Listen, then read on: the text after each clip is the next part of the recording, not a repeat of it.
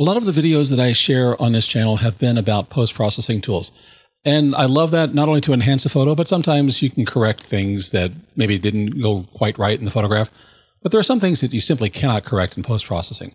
And that is your composition. You can crop things maybe a little bit, but if you've got a bad composition, you've got a bad photograph.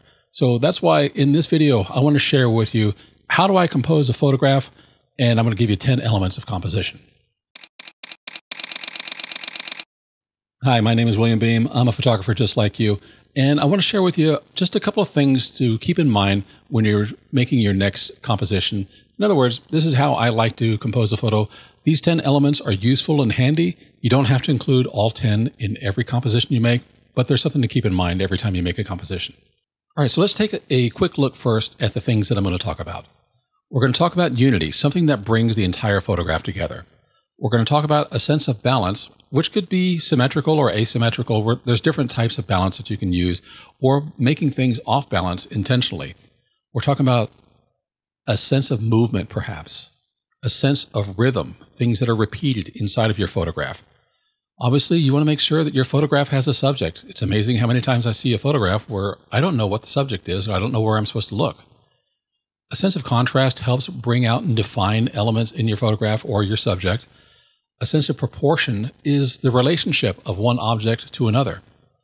I like having a sense of space in some photographs. I'll tell you why when we get down to that section. Texture is one of those triggers. It reminds people how things feel, which gives them a little bit of an emotional connection to something that's inside of your photograph. And finally, we're going to talk about dimension, depth, and how that can enhance your photograph. So let's get started. When I talk about unity, I'm talking about things that bring the photograph together. This photo is Santorini in Greece, and they have a very defined architectural style. You can see a lot of the buildings are white with this very same color of blue, whether it's a dome or a railing, and we'll look at another photograph to get a little bit closer up. But that kind of dominates the landscape.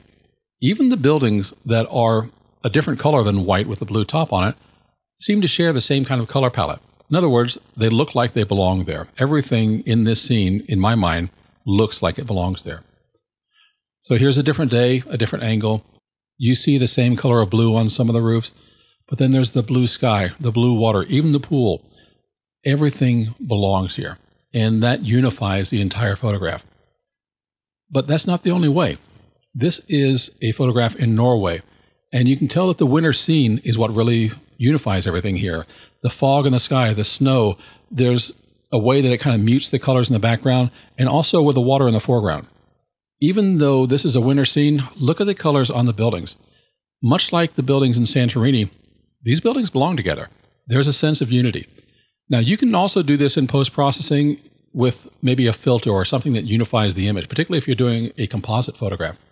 But if you can find a scene or create a scene where the colors are unified or the features are unified, something that just makes everything look like it all belongs together, then that will enhance your photograph. Balance is something that can go either way. You can have something that is very symmetrical, and it just kind of gives you that leading line appearance. And why do people like leading lines? Because it creates a sense of symmetry and balance. Asymmetry is just as important. A lot of people, a lot of objects are asymmetrical. We can relate to them, and they're opposites of each other, but they both trigger something within us. You can have balance in concept, and we'll talk about that in just a moment. You can have balance in tone. We'll show an example of that later on. And of course, balance in color. We've kind of seen an example of that already with some of the colors that we looked at in the previous photographs. So this obviously is going to be an example of symmetry. Everything is even, equal, and going down to that concentric point in the end. You're not always going to find this. But here's an example of agriculture. It's not perfect. You can see there's like a little bit of adaptability in the rows. But overall, it's symmetrical.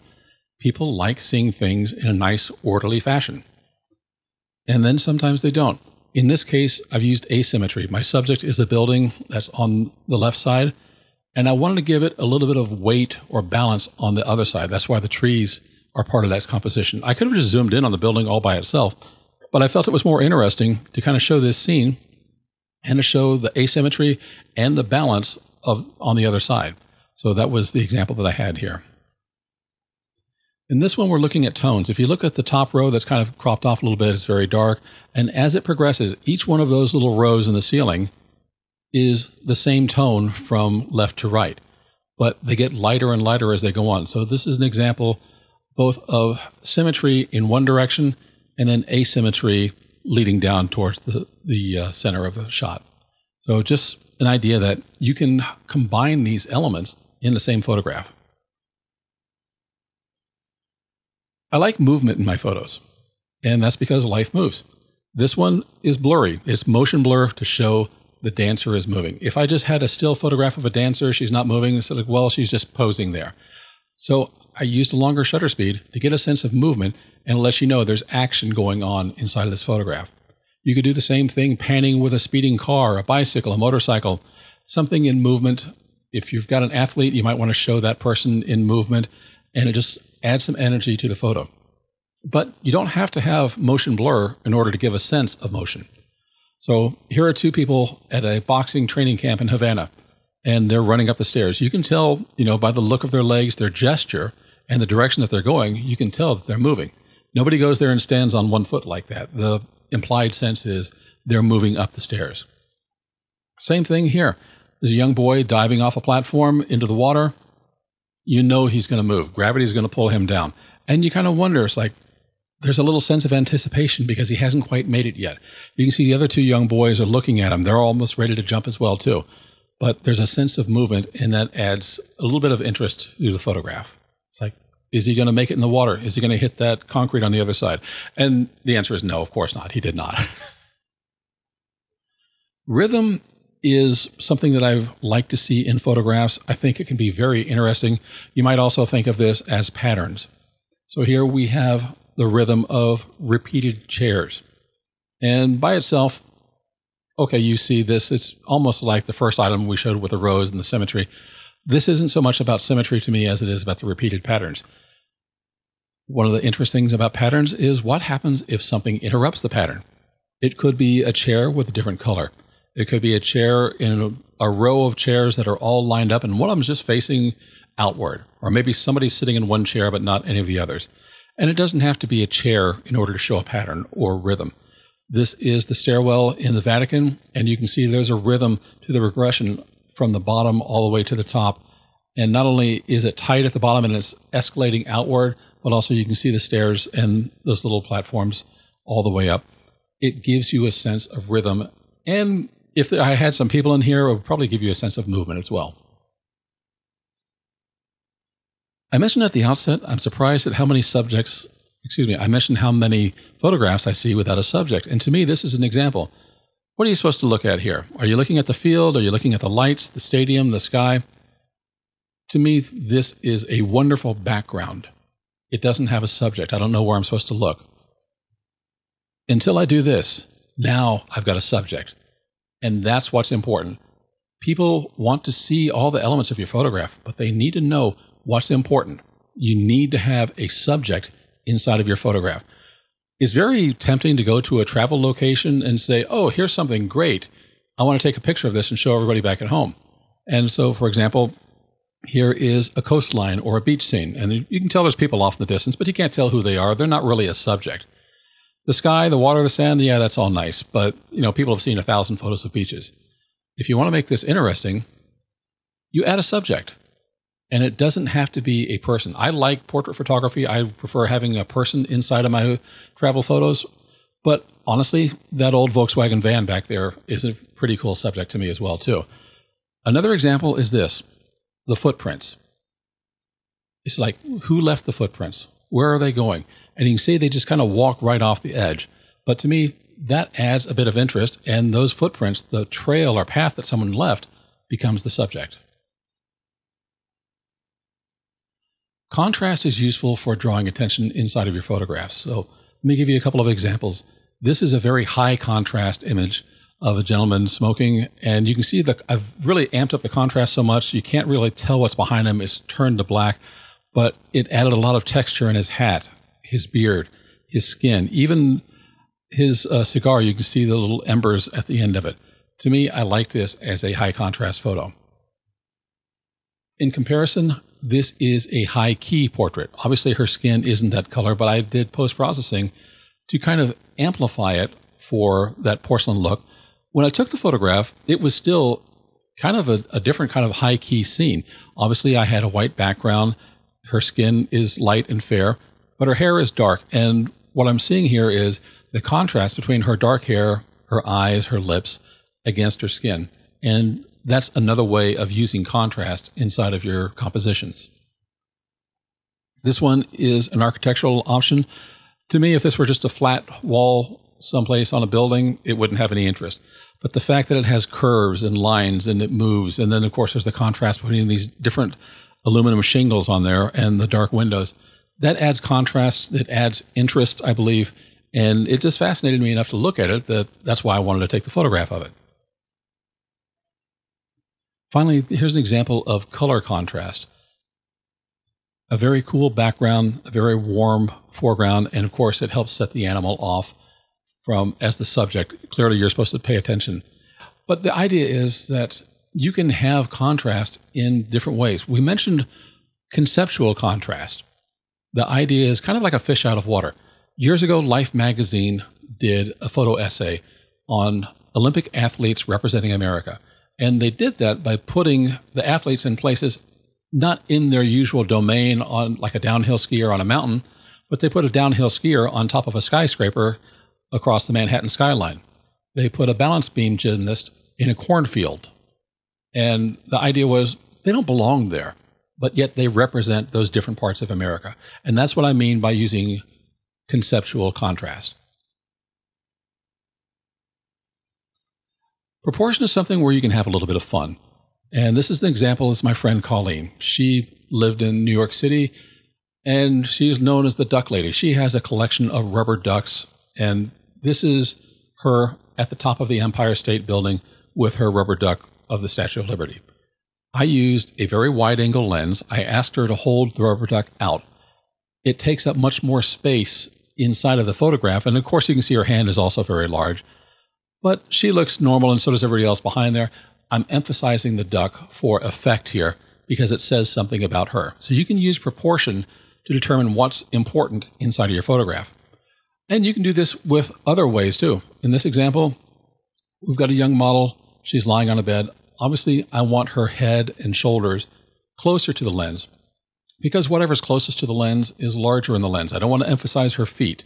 I want to emphasize her face, her smile, her personality.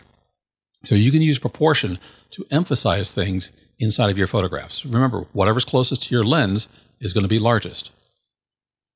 This is another example at the Lincoln Memorial. You can see that the statue of Lincoln is very large in the background. And then there's this one lone man at the top of the steps on the right-hand side. And you can tell the difference between his size and the size of the statue and, of course, of the whole memorial. And that was just an interesting proportion to me. You know, he's alone there in his thoughts. I have no idea what he's thinking, but he's just taking that little break. And the size and scale of him compared to the memorial, I thought was rather interesting. Space is something I like to do in some cases. It's kind of a minimalist thing, but I think it adds a bit more attention to your subject if they're not cramped in there with a lot of other stuff. So in this case, there's a dancer taking a break. The back wall is kind of blurred out. That's not interesting to me. There's some texture there, but I didn't want the texture to compete with her. What I saw was a lovely young woman taking a break. She's got a beautiful smile. She's got this hot pink shirt, and she's grabbing a bottle to drink, taking a break. And she's looking off to the side. And the reason I composed it this way was to give some space so you can follow her eyes. You don't see what she's looking at. That's a little bit of a mystery. But if she were on the edge of the frame, she'd be looking right out of the photograph, and then you have all this wasted space on the other side. Giving that space just adds a little bit of time and attention that you can add to your photograph. If I'm going to have somebody give them some space, I usually don't want them heading out of the frame or looking out of the frame. I want them kind of looking towards the center and off to the other side. This is another example at Caesar's Palace in Las Vegas. These are the heralds on top of I guess it's an arch or a column, whatever you want to call it. And they're looking upward. They're playing their horns upward. And I just wanted to make sure I had some empty space. I didn't want another building or something else in the way there.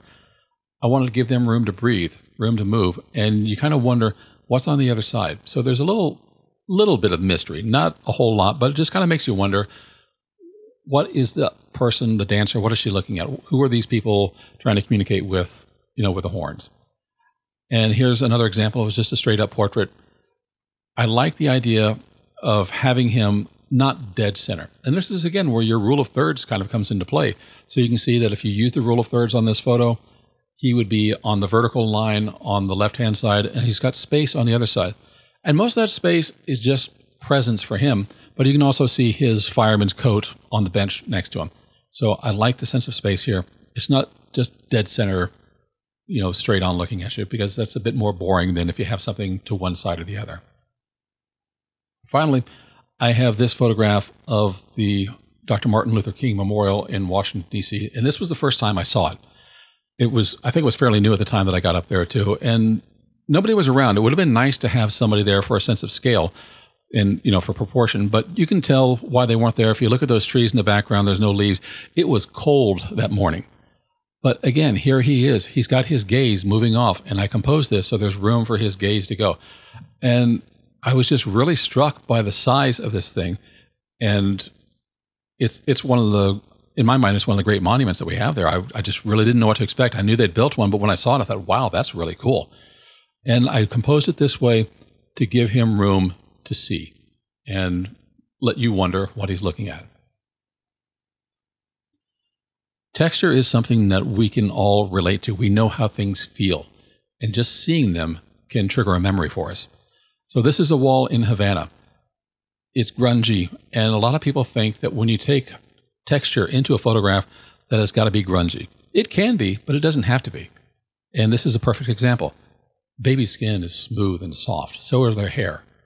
But also, they're on that soft blanket, and you can tell this is kind of a knitted thing, and you know how that feels too. And you know the comparison between the baby's skin and the blanket that the baby's on.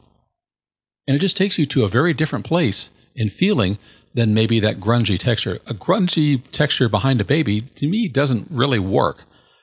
But this one does, and there's still texture that you can relate to and you can understand, and that kind of triggers your feelings about your subject matter. In this case, it's the same thing. I have a portrait subject on a white background, but you understand how skin feels. You understand how hair feels, and there's texture there, and you can kind of relate to what that is. I love this woman's hair. I mean, to me, that's beautiful. And I can relate to, it's different than what I see in a lot of other photographs, but also the texture is going to be a little bit different. And that's what grabbed me here, is the texture of that hair. Completely different photo here. This is going to be in Tuscany with lavender fields. And again, it's a different type of texture with the flowers, the grass, and some bushes back there. You can get an idea and understanding about what you feel with the scene, with something that you know. Even if you've never been around lavender, you've probably been around some kind of plants, and you just get an idea of what that sensation is like. Our last item is dimension. And you've probably heard this advice many times, that your photos should have a foreground, a middle, and a background. And that's what I mean about dimension. You can also use shadows to show dimension, because the light coming from one side will cast a shadow on the other side. In this photo, we have the water in our foreground, and of course the reflection there. We have the fishermen and the horizon line of the lake as our middle, and of course Mount Fuji as our background. You can sense a progression of depth, even though the photograph is two-dimensional. There's only height and width. But if you compose your photos in such a way that there is a foreground, a middle, and a background, you can add a sense of dimension, which of course makes them more seemingly realistic and more appealing to a lot of people, because this is how we perceive things as we walk around day to day. Even this is a very simple scene. The young lady is in the foreground. You see some planters in the middle. You see the stairs. And then behind that, you can see the doorway entering what looks like a shop and a store. So there's dimension and depth here, even though it's just a common street scene. And finally, we have a motorcyclist on a lonely road. The asphalt leads up to the motorcyclist, and you can see he's got room to travel, and he just kind of runs right off the page. And you can see the surroundings, the trees, the mountains, and everything just adds a little bit of space and dimension. There's room for him to move. If you made it this far, then I'm hoping that you like this. So please go ahead, give this video a like. That tells YouTube that we did something right, and they'll share it with more people. So I would really appreciate that. My name is William Beem, and you can find me at williambeem.com. I'll have a link to that in the description below. And thanks so much for being here. We'll see you again in the next video.